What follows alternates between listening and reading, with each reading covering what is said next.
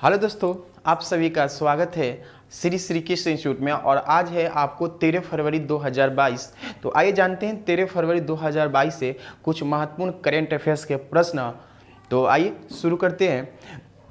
जैसे कि आप जानते हैं आज है सरोजिनी नायडू, जिन्हें भारत की बुलबुल या नाइटिंगेल ऑफ इंडिया के नाम से जानते हैं, जिनका जन्म हुआ था 13 फरवरी 1879 ईस्वी में। कहाँ पे हुआ था? हैदराबाद में हुआ था।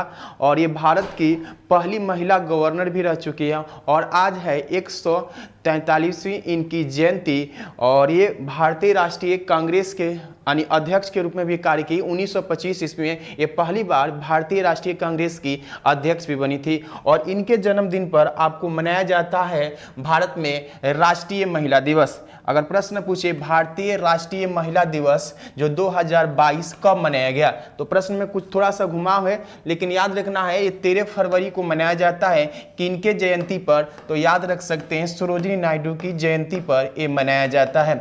तो सरोजिनी नायडू से याद रखेंगे सरोजिनी नायडू का जन्म हुआ था आपको 13 फरवरी। कब हुआ था? 13 फरवरी 1879 ईस्वी में। कहाँ पे हुआ था? हैदराबाद में। कहाँ हुआ था? हैदराबाद में इनका जन्म हुआ था। और इनसे 3-4 ऐसे प्रश्न आपके एग्जामों में पूछे जाते हैं जिसे आपको याद रखना है।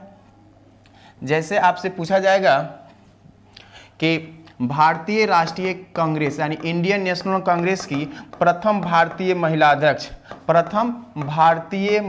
अध्यक्ष तो कौन थी? सरोजिनी नायडू थी। और इनसे आपको डायरेक्ट पूछा जाता है कि भारत की बुलबुल किसे कहा जाता है, तो ये भी याद रखेंगे भारत की बुलबुल इन्हें कहा जाता है, नाइटिंगेल ऑफ इंडिया कहा जाता है। और भारत की पहली महिला गवर्नर जनरल बनी थी, कहाँ के? गवर्नर बनी थी उत्तर प्रदेश के। तो उत्तर प्रदेश के पहली महिला गवर्नर या पूरे भारत की पहली महिला गवर्नर थी सरोजिनी नायडू। तो ये पॉइंट जो बनता है आपके एग्जाम के लिए महत्वपूर्ण है। और आज इनकी 143वीं जयंती मनाई जा रही है। तो आइए देखते हैं अगला प्रश्न है कि नेचुरल जो खेती होती है यानी प्राकृतिक खेती को बढ़ावा देने के लिए जीवा कार्यक्रम को किस बैंक ने शुरू किया गया है। यानी ऐसा खेती करना जिसमें पर्यावरण का नुकसान ना हो, ऐसी खेती को बढ़ावा देने के लिए आपको नाबार्ड बैंक जो है एक वित्तीय संस्थान है, खासकर कृषि के क्षेत्र में और ग्रामीण विकास के लिए लोन प्रोवाइड करता है। तो नाबार्ड जो बैंक है, नाबार्ड बैंक के द्वारा इस जीवा कार्यक्रम की शुरुआत किया गया है। और किस लिए? तो प्राकृतिक खेती को बढ़ावा देने के लिए। अब एग्जाम में पूछता है नाबार्ड का फुल फॉर्म एग्जाम में पूछ देता है, तो याद रखेंगे national bank for agriculture and rural development है नाबार्ड का फुल फॉर्म। और इसे हिंदी में कहेंगे राष्ट्रीय कृषि ग्रामीण विकास बैंक। तो नाबार्ड क्या करता है? तो कृषि के क्षेत्र में और ग्रामीण विकास के लिए लोन भी देता है, सहायता करता है। इसकी स्थापना हुई थी, याद रख सकते हैं 12 जुलाई 1982 ईस्वी में इस नाबार्ड की स्थापना हुआ था। और नाबार्ड का जो हेडक्वार्टर है, इसे भी याद रख सकते हैं, नाबार्ड का हेडक्वार्टर है आपको मुंबई। तो नाबार्ड का हेडक्वार्टर कहाँ है? मुंबई इसका हेडक्वार्टर है। तो आइए देखते हैं अगले प्रश्न की ओर बढ़ते हैं। देखेंगे अगला प्रश्न है कि टाटा सन्स प्राइवेट लिमिटेड जो है वो फिर से अध्यक्ष कौन बने हैं। यानी पहले से वो टाटा सन्स प्राइवेट लिमिटेड था, उसका पहले से ही अध्यक्ष थे, पुनः उन्हीं के कर दिया गया, 5 वर्ष उनका कार्यकाल बढ़ा दिया गया। तो वो है आपको नटराजन चंद्रशेखर। कौन है? नटराजन चंद्रशेखर है जो इमेज में दिख रहे हैं। तो क्या हो जाएगा? एन चंद्रशेखरन। तो मतलब एन चंद्रशेखरन जो है वो टाटा सन्स प्राइवेट लिमिटेड फिर से अध्यक्ष बन गए। ऑप्शन में जितने नाम हो एग्जाम के लिए महत्वपूर्ण है। याद रखेंगे मुनीश्वर नाथ भंडारी जो अभी हाल ही में आपको मद्रास हाई कोर्ट के क्या बने हैं? तो मुख्य जज बने हैं यानी न्यायाधीश बने। ये भी याद रखेंगे। एस किशोर जो है वो किसका चेयरमैन बने हैं? एसएससी यानी स्टाफ सिलेक्शन कमीशन है, उसके चेयरमैन बने हैं। मनोज आहूजा से याद रखेंगे वो कृषि सचिव अभी हाल ही में बनाए गए हैं। यानी कृषि सचिव कौन बने हैं? मनोज आहूजा। तो आपके एग्जामों में नियुक्ति से भी एक प्रश्न पूछा जाता है, इसलिए जब भी आपको नियुक्ति आए तो कॉपी में भी नोट करते रहेंगे और याद रखेंगे हमेशा ऐसा एक प्रश्न आपको हमेशा दिखाई देता है एग्जामों में।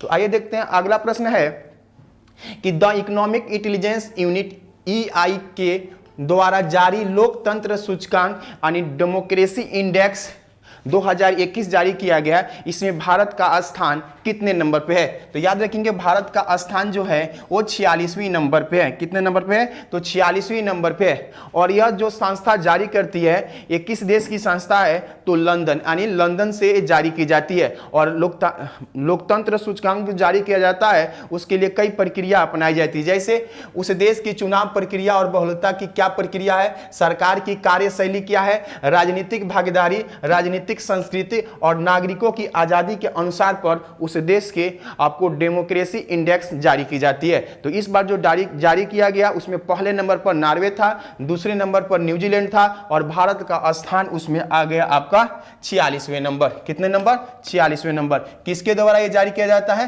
तो the economic intelligence unit. Headquarter कहां है? तो लंदन। कहां है? लंदन। लंदन किस नदी के किनारे बसा हुआ है? तो आपको टेम्स नदी के किनारे लंदन बसा हुआ है।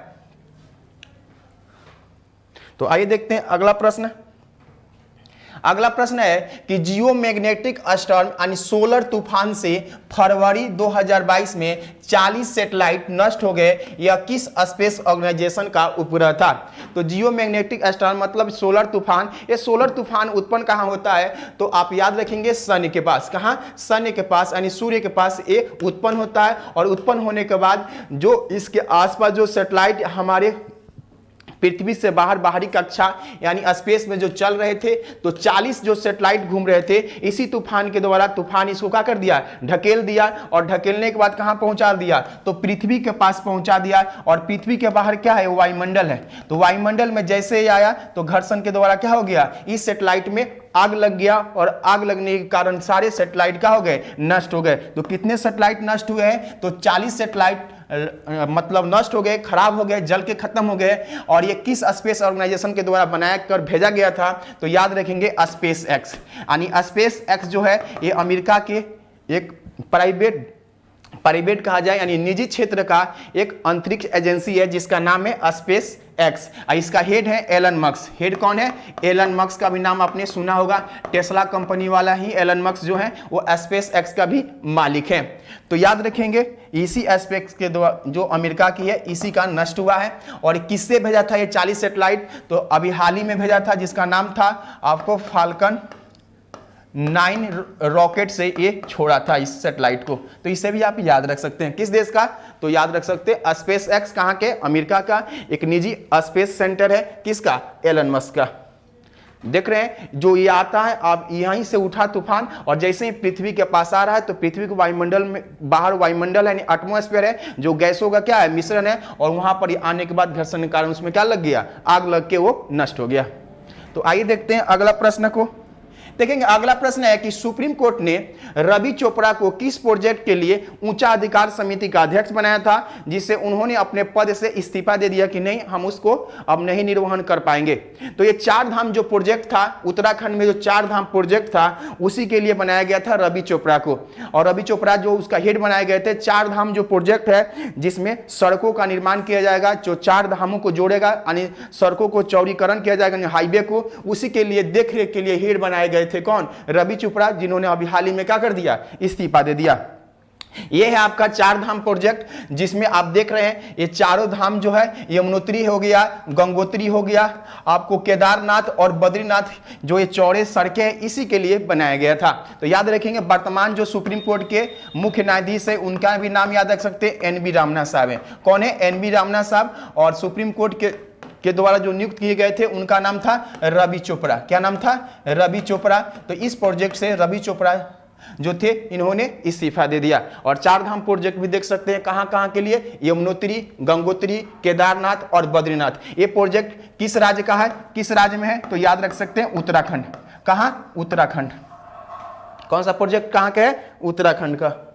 आइए अगला प्रश्न है कि क्वाड मंत्री स्तरीय बैठक किस शहर में फरवरी 2022 में आयोजित किया गया? तो क्वाड जो है वो 4 देशों का समूह था और खासकर दक्षिण चीन सागर में बढ़ते हुए अधिकार अपना दिखाना, मतलब बार बार अधिकार दिखा रहा है। चाइना सी जो है यानी दक्षिण चीन सागर मेरा है, उसको बढ़ते हुए वर्चस्व को रोकने के लिए आपको क्वाड समूह बनाया गया था, जिसमें 4 देश हैं और उस 4 देशों के अभी हाल में मंत्री स्तरीय बैठक हुआ है फरवरी 2022 में मेलबर्न में। कहां हुआ है? मेलबर्न, ऑस्ट्रेलिया में इसका आयोजन किया गया था। और ये क्वाड में 4 देश हैं। कौन कौन देश हैं उसे भी याद रख सकते हैं। अपना देश है भारत। कौन है? भारत है, और जापान है, और आपको यूएसए यानी अमेरिका और ऑस्ट्रेलिया, ये 4 देशों ने मिलकर एक क्वाड बनाया है। क्वाड का मतलब होता है क्वाड्रेटियर यानी चतुर्भुज। क्या होता है? चतुर्भुज। आप देख सकते हैं 1 2 3 4 इसमें कौन भी है, और ये है आपका चाइना, और चाइना ये है आपको दक्षिणी चीन सागर, जहां पर उसको रोकने के लिए ये चारों ने मिलकर एक समूह बनाया है, और चाइना हमेशा इसका विरोध करता है। अभी हाल ही में मंत्रियों की बैठक हुई है, कहां पे? ऑस्ट्रेलिया के मेलबर्न में। तो इसे भी आप याद रखें, एग्जाम में डायरेक्ट पूछता है निम्नलिखित में से कौन क्वाड का सदस्य देश नहीं है, और क्वाड में कौन, निम्नलिखित में से कौन सा देश शामिल है। तो इस तरह का एग्जाम में पूछा जाता है। क्वाड किस लिए बनाया गया है? तो खासकर चाइना के खिलाफ ही बनाया गया, दक्षिण चीन सागर में बढ़ते हुए उसके वर्चस्व को रोकने के लिए। तो आप देख भी सकते हैं इसी तरह का ग्रुप बनाया गया है। आइए देखते हैं अगला प्रश्न। अगला प्रश्न है आपके लिए कि मांजुली संसार का सबसे बड़ा नदी द्वीप है, ये किस राज्य में स्थित है? और यह प्रश्न आपके लिए है, और ये आपको कमेंट करके उत्तर बताना है। और ये आपका स्ट्रेटेजी का प्रश्न है जो आपके लिए दिए हैं, तो आप कमेंट करके बताएंगे। और वीडियो अच्छे लगे तो आप भी लाइक करेंगे, दूसरे तक शेयर करेंगे। मिलते हैं अगले वीडियो के साथ। जय हिंद।